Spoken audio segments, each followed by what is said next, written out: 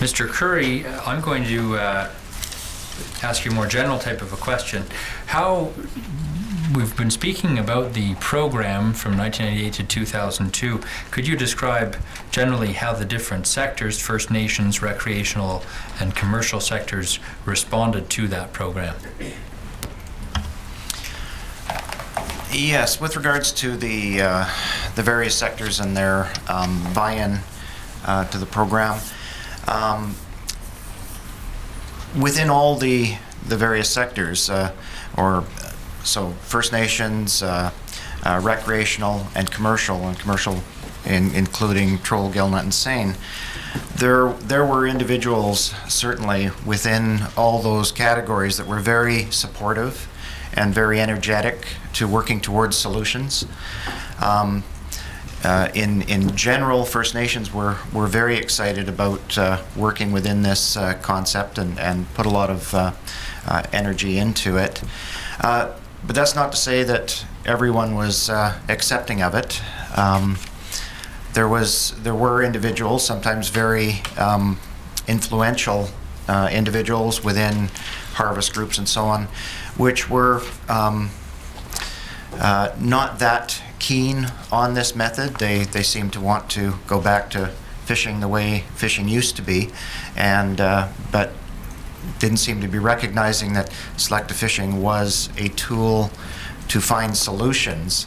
And so I would say that we had mixed reactions. Overall, it was positive, but there were individuals that in influential positions that made it more difficult to make progress.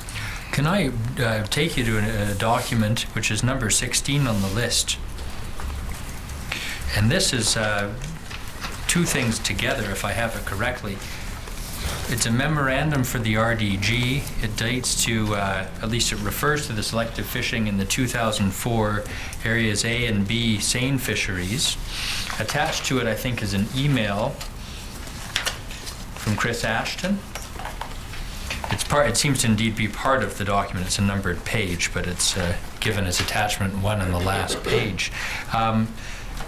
And to frame my question, what I'd like to do, Mr. Lunn, is go back to the very first page. In that box, the summary box with the different bullets, I'd like to refer you to the second to last bullet. In spite of the large investment and very promising results to date, industry leaders have recently informed DFO that they are opposed to any additional testing or broader implementation of these new selective fishing methods in 2004. Is that an example of when you describe a mixed reaction or some, whether it's hesitation or resistance or disagreement? Yes, that would be one example of it. There were others, but this was an example in a context of commercial harvesters in a situation where they weren't making a lot of money. They were struggling often with the amount of salmon that they were able to harvest.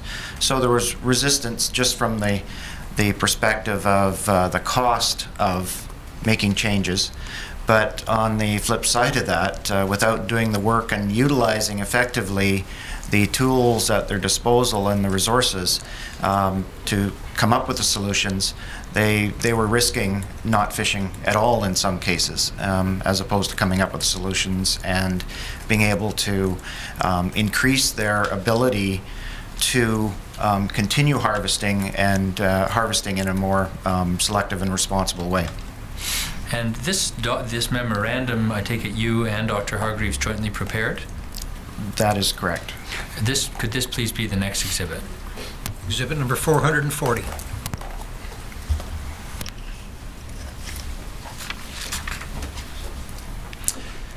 I've asked you some questions about the final report and about the selective fisheries program that both of you have been describing this morning. I don't want to spend very much time on this, but Mr. Curry, what I'd like to pick up on is the audit that took place. This is number 11, Mr. Len, on the list. I take it this is the Audit and Evaluation Directorate's program evaluation, I think is the title, for the Pacific Salmon Selective Fishing Program. Is that correct? That is correct, as far as I understand it to be. And I'll just pause there to ask if this could be the next exhibit, please. Exhibit number 441. And what I don't propose to spend a great deal of time, but I take it, Mr. Curry, you're very familiar with this document. It gives a description of the successes and shortcomings of the program, and gives a summary of the lessons learned. And I take it you have a mixed view. There are parts of this you agree with, and there are some parts that you feel don't fairly reflect the program. I would say that this is a draft document, so I'm not sure whether we have a final version. But there was a response from DFO to this draft audit of the program that on a number of cases, staff who had been involved with the program were not happy with the assessment by some government staff who were very unfamiliar with fisheries and were evaluating this program, and we thought that they didn't do a fulsome job of evaluating the program and the benefits of that program. And I suspect Mr. Timberg may take you to some of those materials that reflect some of the concerns that you have. At a general level, what was the overarching concern or concerns that you had about the audit? It, for instance, it didn't recognize the significance of the paradigm shift towards selective fishing, whereby this is a long-term benefit over time of changing how we all view fisheries and how we prosecute fisheries, and the importance of that to move to a more responsible fishery. And that was a significant aspect of this program, and I don't think it was covered that well. But there were many smaller details, and I was only one person involved with reviewing this. There were many people that reviewed this and made comments on it besides myself. In terms of the status of this document, you describe it as being a draft. Do you recall ever seeing something after this, a further final version? I don't recall seeing a final version, but I suspect there was. But just on recollection, I don't recall it offhand. And is this sort of an audit, is it internal to the DFO in general? This was an internal DFO audit of the program, looking at the finances as well as did the program meet its goals and objectives. Dr. Hargreaves, I have a question which is general in nature. I don't need to take you to the selective fishing policy per se, but I take it you were involved, and it's an exhibit, number 266 already, but you were involved in the preparation, the writing of the selective fishing policy, I understand? Yes, I was. In your view, how well has the department done in implementing the policy? I think we did a very good job during the period of the CFAR funding. So it was, as I said it was earlier, this was a fundamental shift in the way that we conserve stocks and manage the fisheries for salmon on the Pacific coast. It meant major changes both within DFO and also within the harvest sectors, all of the harvest sectors.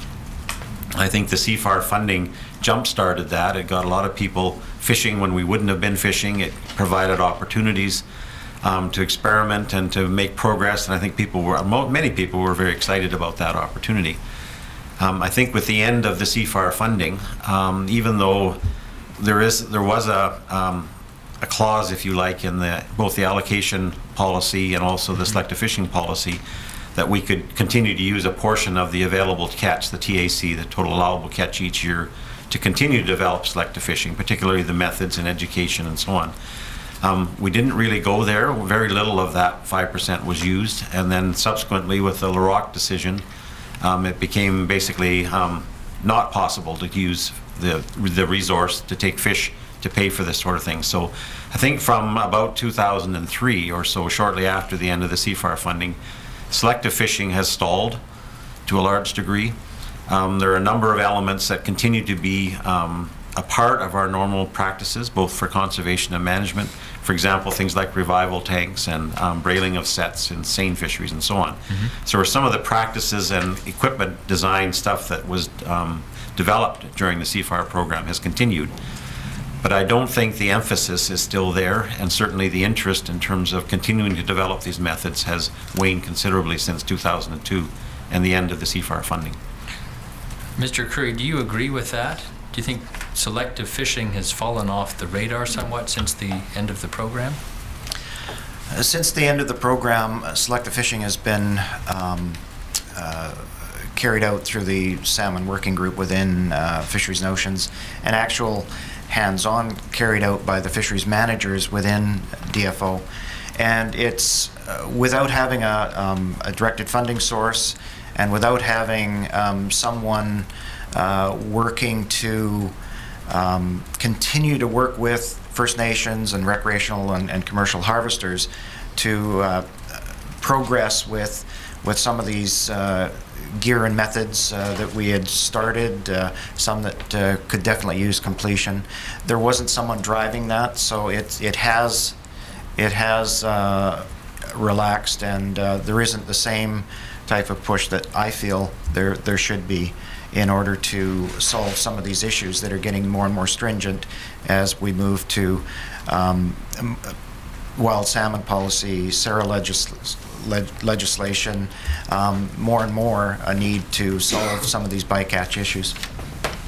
Dr. Hargreaves, since 2002, what has happened on the selective fishing front, and in particular in terms of research or pilot projects?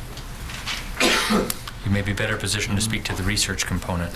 Yeah, there has not been a lot of research done since then. One of the documents you referred to earlier, which was the decision note around the seine bunts. Yes.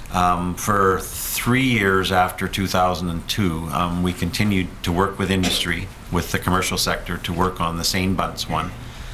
There has been a small amount of research activity in some of the other sectors as well, but very little actually. And I think one of the biggest gaps, if I can insert it here, is that the question of post-release mortality rates is something that we committed to as a department that we would continue to work on, and very little work, essentially no work, has been done on that since the end of the CFAR program. And to me, that's a critical gap in our knowledge.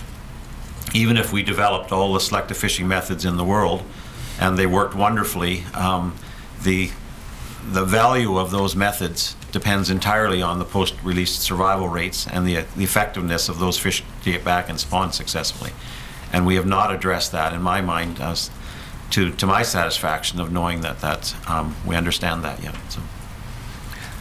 Mr. Curry, do you have anything to add on this? I would say that just to add that where we've seen progress since the end of the selective fisheries program is where we've implemented some fisheries. I'll use one example out in Area 20, Juan de Fuca Strait, with the Area B seine fleet. We have carried out a very stringent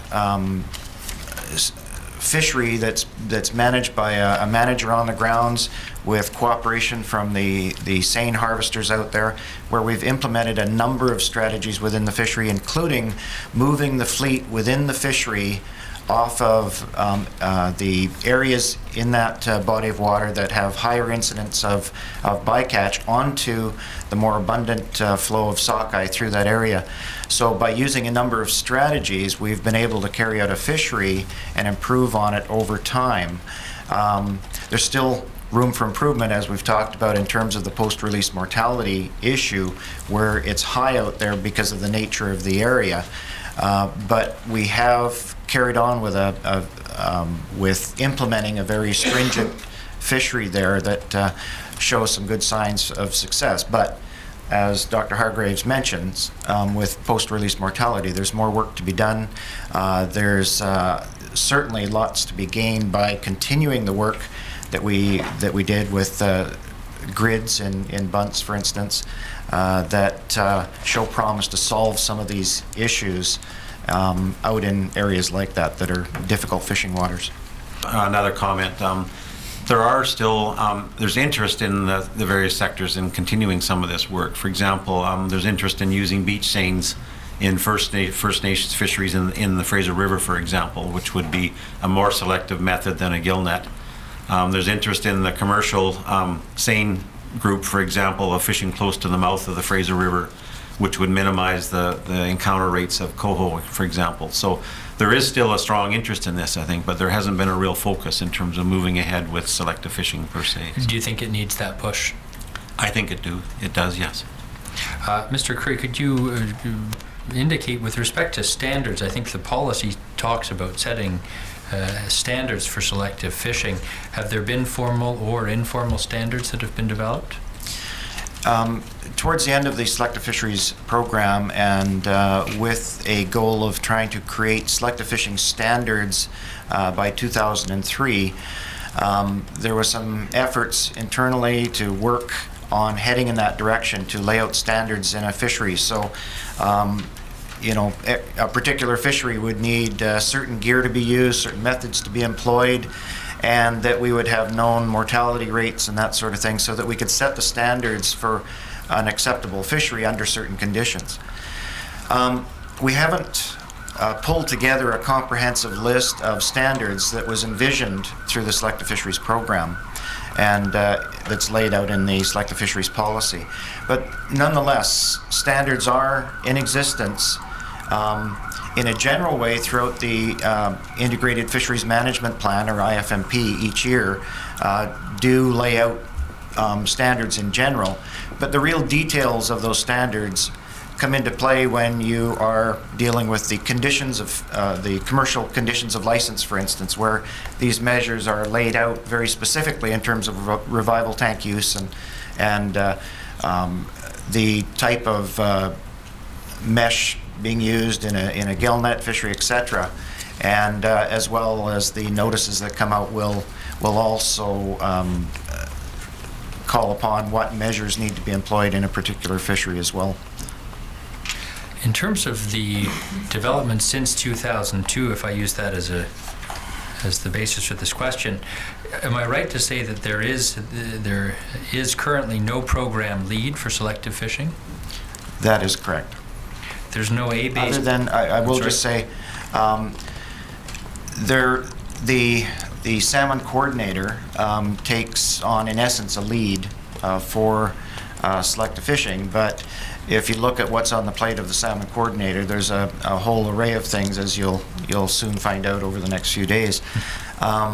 So what we're saying is that there's no one person that has the time required in order to push selective fishing to the point where it gets back more on the radar screen where it is creating solutions.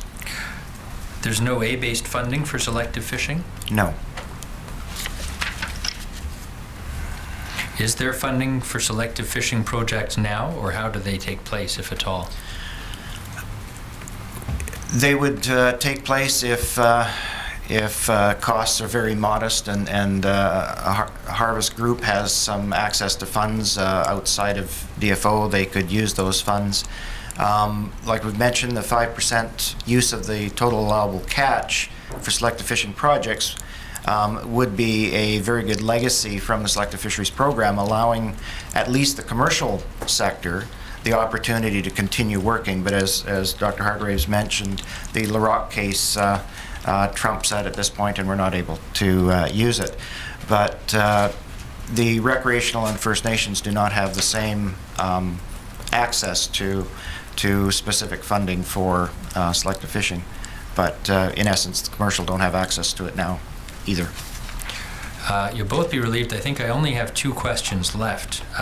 The first is, at a general level, if you have other comments on the status of selective fishing and whether for the different sectors or gear types there are specific immediate things that you think could happen and should happen to have them fishing more selectively.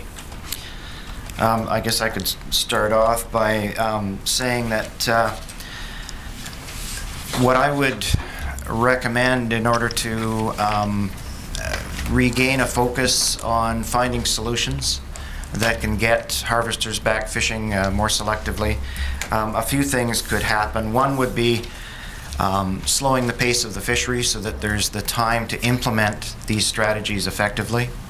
And so with defined shares, there's some measure of greater time. Another one would be completing the standards, making the standards more visible to the harvesters so that they can get a sense of how high the bar is set for various fisheries under certain circumstances, so that they can then look at what tools can they use to make their fishery more selective, more responsible, and therefore, getting back in the water in some cases where they currently can't. So, of course, with this, a funding source would be key. Some form of funding this further work, and there needs to be a collaborative relationship between the harvest sectors and DFO that works towards the buy-in to resolve these issues. You get greater buy-in if you're in it from the beginning, working on strategies together to solve, as opposed to something that DFO might be trying to impose because it's a very good strategy that may be backed by science. Trying to impose that is a difficult thing. If you have buy-in from the beginning, it's obviously much easier. Analysis of work that's been completed, I think that's key, so that it helps guide where we go in the future. Where would we get our greatest gains? Looking at that analysis, and finally, ongoing training and education, so that not only harvesters but managers and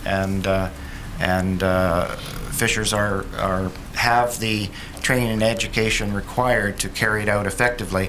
And this also can reflect on things like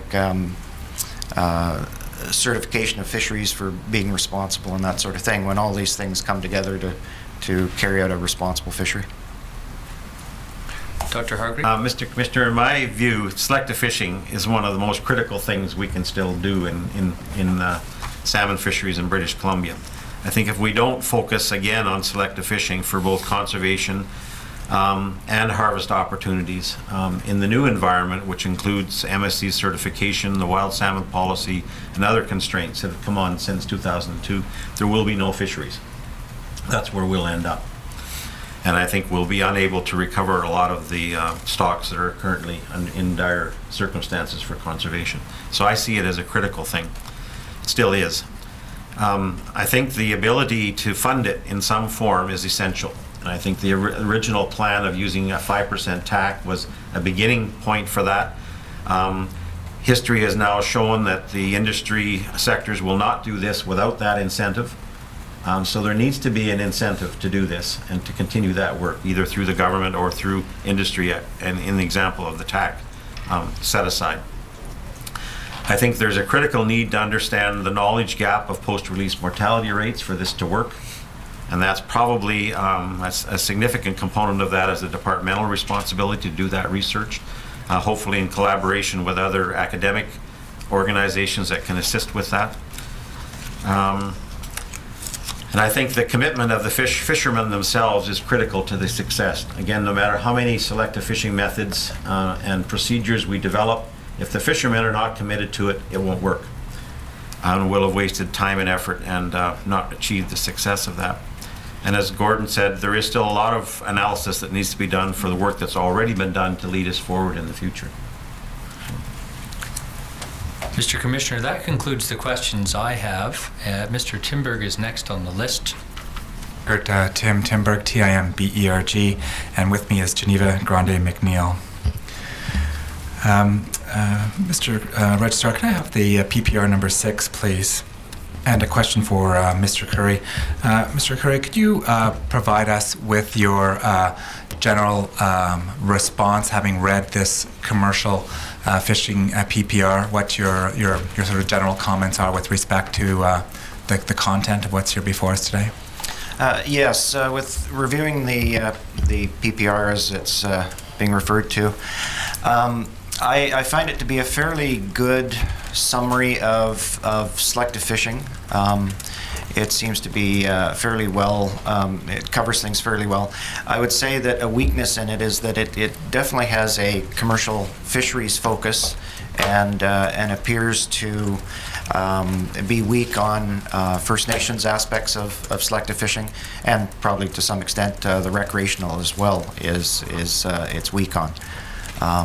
But other than that, it seems to be a fairly good reflection of the selective fishing component of commercial fishing, or of Pacific fisheries. Okay, thank you. And if we could turn to paragraph 102.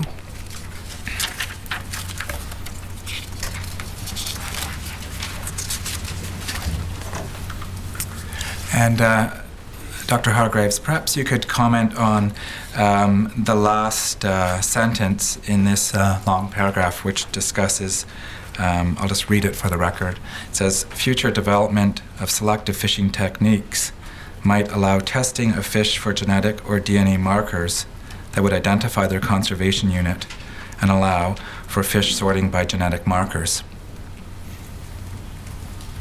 I think this is a really Microphone, good please. example. Microphone, please. I think this is a really good example of the vision that selective fishing provided in the beginning. So some people will look at that and say that this is speculative, it's impossible, we can't get there from here, we'll never get there, it's too expensive, and so on. And that's basically the same response that we got at the beginning of the selective fishing program. Many of the things that we thought of or imagined at that point, people thought was impossible. And with just a few years of work, a considerable amount of money, and a huge amount of innovation on the basis of the people doing the fishing, we achieved most of that. So this one here, I think DNA markers, this technology doesn't exist right now, but I would argue again that if we don't have something like this working in the field where we can individually test fish and either release them or harvest them, we won't be fishing. And if we could turn to paragraph 114. And the 1, 2, 3, the fourth bullet, I think Dr. Hargreaves, you've covered this in your earlier testimony about but if perhaps you could comment on here, it says a significant knowledge gap still remains with respect to post-release mortality rates. And it says, but the department plans to continue to investigate solutions. If you could perhaps comment on that. Yeah, during the selective fishing program, we did a lot of work on short-term mortality rates. So the mortality rates that occur in fish within sort of 24 or 48 hours after release from fishing gear. And I think we have a fairly good, not a complete picture of that, but a fairly good idea of what that is like. What we don't have a good idea of is what's the longer-term effects of selective fishing. So once the fish is released, a week, a month, a year from then, if it's returning to the spawning grounds, say 2 months later, is it actually successfully spawned? Does it get to the spawning grounds, and can it successfully spawn after being released? And in some cases, this fish may have been released several times. So it might have been encountered by a sport fisherman out in the Strait of Georgia, for example. It might have encountered and even been captured in a net in the Lower Fraser. It might then be caught by a First Nations fisherman in a terminal area. And then it gets to the spawning ground. And the question is, all these captures, whether one or multiple, how does that affect its ability to spawn and reproduce? And that question is a fundamental one related to selective fishing. We assume through selective fishing that we can provide opportunities to fish. And by fishing selectively, that we can mitigate the impact of that on the spawning success. But we're not sure of that. And it's a huge knowledge gap at this point. Thank you, Mr. Curry. At the last sentence here, it says DFO has not formalized a set of selective fishing standards as contemplated under Principle 2 of the selective fishing policy. And I presume this ties back to your testimony this morning with respect to the work that is being done, and perhaps you could explain that. Yes, basically that the concept was to have a comprehensive listing of standards that all harvesters would be able to look at and understand what they need to do in order to be operating in a responsible fishery. And so right now, those standards are scattered all through our they're generally listed in our integrated fisheries management plans, but more specifically, they're listed in conditions of license. And so there are standards. There's certainly standards throughout all our fisheries that we have to meet in order to carry them out. So they're there, but we don't have a comprehensive listing, which was envisioned, and I think would be helpful for everyone to be able to understand a little more about what would be entailed. Thank you. Mr. Registrar, if we could have from Canada's list of documents at tab 1, the Code of Conduct for Responsible Fisheries. And Dr. Hargraves, could you identify this document for us? What is this? The Code of Conduct for Responsible Fisheries. This is a food and agricultural organization of the First United Nations. So this is an international organization basically that developed this Code of Conduct for Responsible Fisheries. Basically, as I went back to my early testimony, there was a growing concern back in the certainly in the early late 80s and mid 70s to early 80s basically of conservation and responsible fisheries practices in the world. Many of the world's fisheries were fully exploited or in many cases overexploited. So the FAO came out with this Code of Conduct, and Canada actually played a significant role in the development of this code. And basically the purpose of this code was to describe how to fish responsibly, to conserve stocks of concern, to minimize bycatch, a number of others. It's quite a long and lengthy document, but it basically sets out guidelines for how to develop responsible fisheries. Point 2 of this at page 11 of 49. And is this Article 6.2, 6.3 the most relevant as it relates to selective fishing? Yes, both of these relate directly to selective fishing. I believe also if you can go down to Section 8, I believe. If we go 6.3 and 6.6. Yeah, I saw that one. And just jump down a little bit further. I think there's another mention. Yeah, so there's a number of different things in this 8.1 that I think are also relevant to the selective fishing program. And can you explain how selective fishing is implemented internationally? That's a very big question. There's as I said, many different nations contributed to the Code of Conduct, and in most cases, as in Canada, we've developed a Code of Conduct specifically for Canadian fisheries. That Code of Conduct differs by each fisheries species and gear type, basically. So in an international sense, there are many different implementations of the Code of Conduct that are specific to a fishery. I'll just use one example. One of the most notable ones was dolphin-safe tuna. So there was a lot of concern. I don't know if you remember back that far, but there was a huge concern at one time about the tuna that we were eating was resulting in a high mortality of dolphin. Mm-hmm. And the reason for that is that the dolphin are attracted to the tuna too. In fact, the fishermen follow and look for dolphin, which tells them that there's tuna below them, then set the net around the dolphin to harvest the tuna that were below them. But a result of that was that a very high mortality rate of the tuna, right, or of the dolphin, I'm sorry. So that's an example where over a number of years, the fishermen took it on to themselves, basically, I think in this case, and I'm quite impressed by that, decided that they had to fix this, partly because it was affecting their market acceptability of their product, and develop methods to release and safely release the dolphin with very little mortality rates. So as a result of that, when you see a can of tuna, you'll see that it's dolphin safe certified, which means that there's extremely low mortality rates. So that's one example of an international implementation of selective fishing. Coming back to the salmon situation in Canada, as I said, many of our fishing organizations have developed our own code of conduct that follows the FAO guidelines, if you like, guidance from that. That's much more specific in terms of the measures and the practices that we use for selective fishing in Canada. So perhaps let's go to the next tab 2 of Conduct for Responsible Fisheries of 1998. And Mr. can you... Timber, did you wish to mark the other one first? Oh, yes, thank you. If we could have the first tab marked as the next exhibit. Be marked as Exhibit 442. And if we could turn to the next tab. And Dr. Hargraves, if you could comment on the Canadian Code of Conduct for Responsible Fishing Operations. Because I think it would be more appropriate for Gord. He was more directly associated with this one. Okay. So. Yes, the Canadian Code of Conduct for Responsible Fishing Operations was a Canadian fishing industry-led development guided by the FAO code. They developed a code for commercial fisheries within Canada, and I think currently it's somewhere in the range of 80% of commercial fishing organizations have endorsed this code.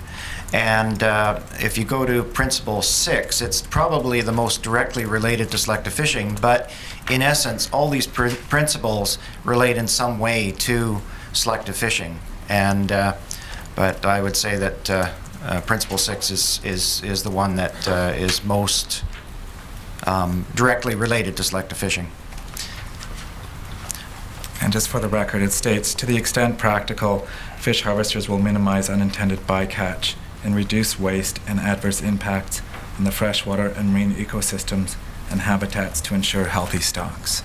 So this, I'll just add that this guidance is very helpful in that we've got the international code, we've got this Canadian code for commercial fisheries, and then we have a selective fisheries policy that guides us in terms of if we're looking at then trying to set up commercial fishing plans for Fraser sockeye, which are laid out, that those fishing plans are laid out in the IFMP. So you have bringing it down to a more real state where you get down to where you're actually carrying out fisheries that are tied into all this policy work nationally and internationally. Okay. And I'm wondering if there are other policies, Dr. Hargrave. You spoke this morning about the coho crisis and the changes that the DFO had at the time. I'm wondering whether, if you can explain for the benefit of the Commissioner, the relevance of the allocation policy for Pacific salmon, how that fits in with selective fishing. And Mr. Register, I believe that's Exhibit 264 that's already in evidence. Yes, the allocation policy was, as the title says, they're the fourth in a series of papers from Fisheries and Oceans. This is under the new directions policy document. So as a result of the coho crisis in particular, as I indicated earlier, there was a decision within DFO that we needed to fundamentally change the way salmon fisheries were managed and stocks were conserved on the Pacific coast. And in order to clarify that direction, the new direction, there was the whole series of policy papers that came out in short order. The allocation policy being one of those. This particular policy described how salmon would be allocated between the different user groups. So First Nations, recreational, and commercial. Basically, the split of allocation of different species. For example, it gives priority to the recreational fishery for Chinook and coho. Not exclusive access, but priority access to them. There's a recognition that in some commercial fisheries, Chinook and coho will be captured as a bycatch, not a targeted catch perhaps, in most cases. So there was a recognition of that. There was a recognition or a policy statement made that the majority of pink and chum and sockeye would be allocated to the commercial fleet. Right. Roughly 95% of that, the total TAC would go to those groups. So basically it laid out the framework for how salmon would be allocated. And Mr. Registrar, if we could turn to page 29 or 35 of 46 on this document. You spoke earlier about the 5% allocation. Perhaps to selective fishing, and perhaps you could just explain for the Commissioner how that worked here and comment on the 2-year period that's stated. So the original COA response team report came out in 1998, and in moving forward with these various policy documents, there was a recognition that in order to do this selective fishing development, developing the gears, training people how to use them, investigating the results of that there would be some funding required to do that. So the CFAR program provided government funding to a certain extent, but there was also decision taken that up to 5% of the commercial catch would be allocated, could be allocated to support selective fishing development. And the idea was that would occur for 2 years, a 2-year period, and then we would reassess whether that was sufficient or whether it could be relaxed or go away entirely. So that was the original purpose, that we would take some of the fish resource itself to help fund this new direction of selective fishing, and up to 5% of the TAC would be set aside for that purpose. And if I understand your evidence from this morning, due to the impact of the LaRocque decision, you're not able to effectively utilize that today. That's the current understanding. I don't think that's actually been tested in the courts, but I believe that would be the outcome. That would be my thought on it. And prior to that decision, though, there was a period when the 5% existed there in terms of this policy document. And this, again, also appears in the selective fishing policy document as well. But it wasn't fully utilized between the end of the CFAR program and the LaRocque decision. So even though the 5% was there, as we showed in that earlier document about the decision memo, there was a proposal there to use some of that 5% TAC to support that particular experiment. Right. So it was there, but was not fully utilized. Okay, thank you. To Commission, to the actual selective fishing policy, it's at tab 14 of the Commission's binder. I don't have the exhibit number handy. Again, Mr. Timberg, did you wish to mark the Canadian Code of Conduct? Yes, thank you. If that could be marked as an exhibit. That'll be marked as exhibit number 443. Thank you. Definition here of selective fishing in the selective fishing policy. Could you just perhaps clarify how DFO utilizes that definition? Yes, well, the definition in here, a conservation-based management approach which allows for the harvest of surplus target species or stocks while aiming to minimize or avoid the harvest of species or stocks of conservation concern or to release bycatch unharmed. So basically, it's what we're looking to do is create fisheries that, for all intents and purposes, you're catching the target species and you're minimizing the impacts on any unintended bycatch that you might encounter. Right, and there's a variety of tools that can be utilized. Absolutely. There's, from all the work that was carried out in the Selective Fisheries Program and work prior to that and after that, there are quite a suite of tools that can be employed in various fisheries and used where they need to be used to solve some of the issues that harvesters are facing. Mr. Register, if we could turn to tab 7 of Canada's binder. Oh, sorry, Dr. Hargreaves.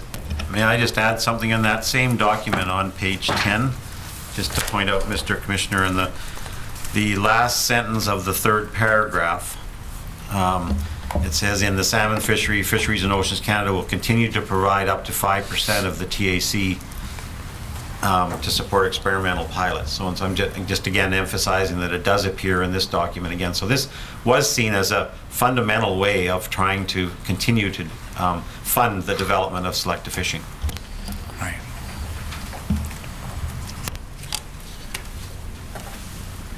And Mr. Register, if we could turn to tab 7, I've got a series of maps that I've taken from the IFMP.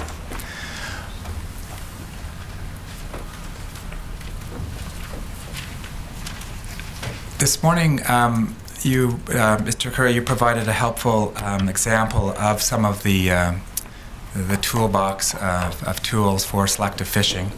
And I'm wondering if you could take the Commissioner through these maps And the first one these are, and for the record, these are taken from the IFMP. The first one is the Area B Seine map. And perhaps just for the assistance of the Commissioner, explain how this map works briefly, and then perhaps you could describe some of the selective fishing tools for the Seine fishery, and then we'll go on to the gillnet fishery, and you could perhaps just sort of help bring this to light.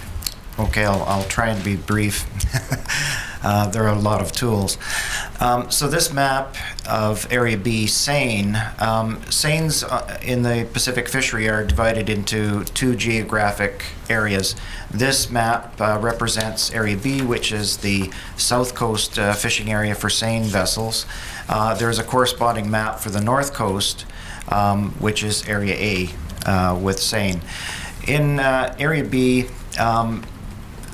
with the Selective Fisheries Program, the advent of brailing of catches, a normal practice prior to the Selective Fisheries Program and the coho crisis was that when a seine boat would catch a number of fish, it would bring these fish over the stern of the vessel.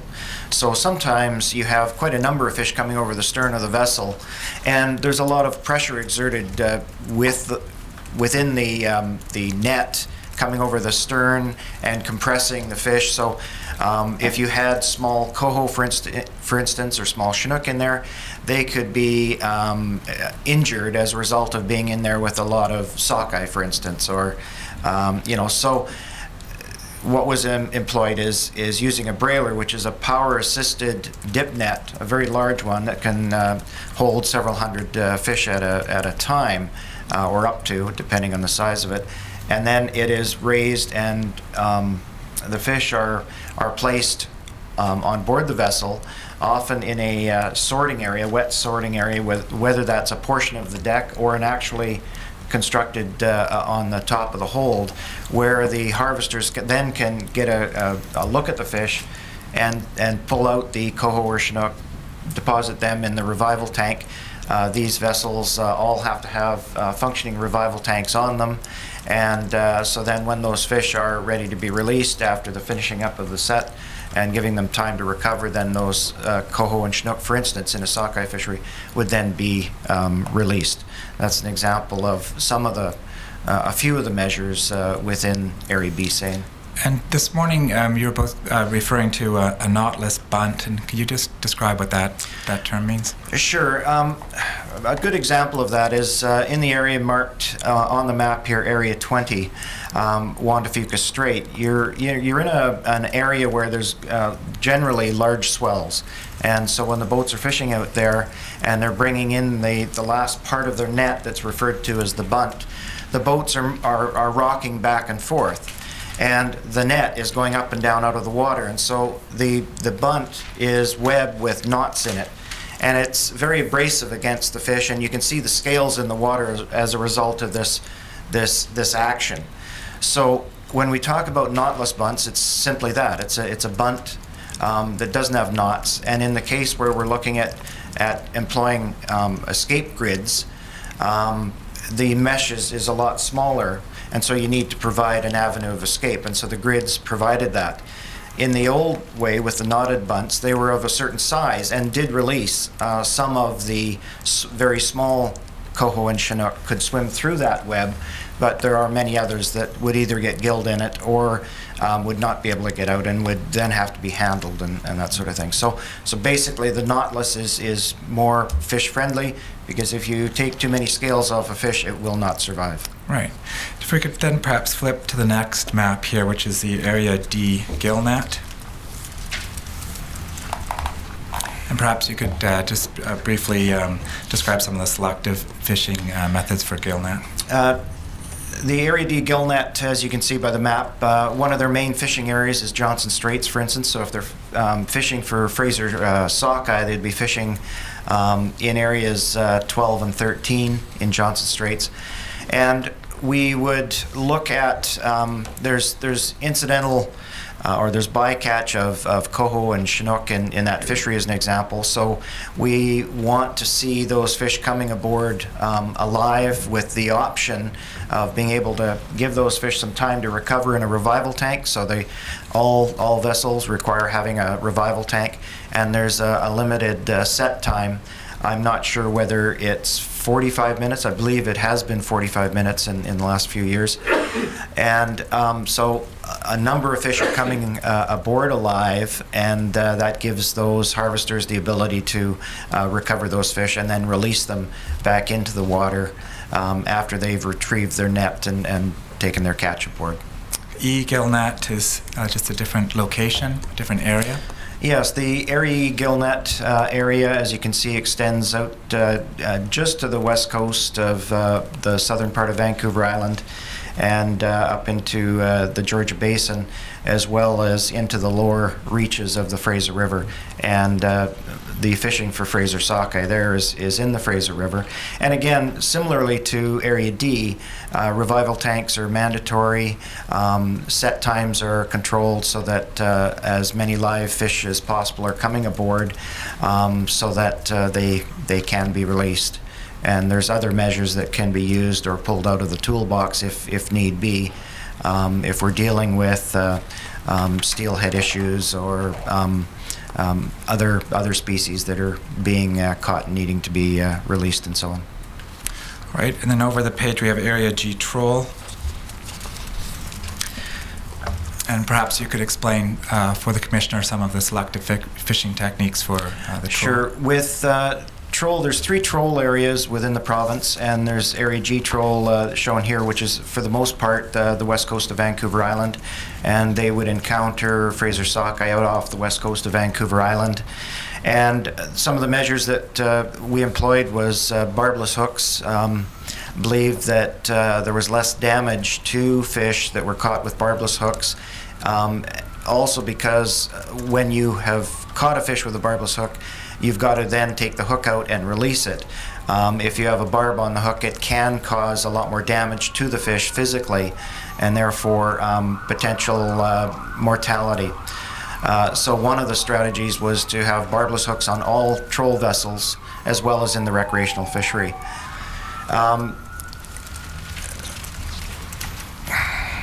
One of the things that we use extensively is time and area with all the fleets, but as an example in this fleet we would be looking at where can we fish and target sockeye and not have a high incidence of coho and chinook at the same time. So we would also look at looking at what type of gear can we utilize. And one of the things where the West Coast fleet fishes chinook, we have had fisheries with large plugs, which sockeye are basically not going to be biting. Therefore, it could be they would be able to prosecute a fishery on chinook and not have an incidence of bringing in any sockeye. So, again, some of the toolbox options that are available. Helpful. And then if we could just flip over the page, then you've discussed the Area H Troll. And here's the next map is Area A Seine, which you referred to earlier. So this is the north coast. Mm-hmm. And then over the page, Area F Trolls, the north coast troll. And Area C Gillnet. That's right. This compilation of maps could be marked as the next exhibit. Exhibit number 444. And Mr. Commissioner, I'm wondering if this is time for the noontime break? Yes, thank you, Council. Just before we break, I'm advised that we have with us today in the public audience a group of students from Quest University who are studying in the area in which we are investigating, and I want to welcome them here today. One has to wonder why they'd leave the beauty of Squamish for a glass tower in downtown Vancouver, but they're determined, obviously, to find out more about this area, so we welcome them. Thank you very much. We'll now adjourn. Hearing is now adjourned until 2 p.m.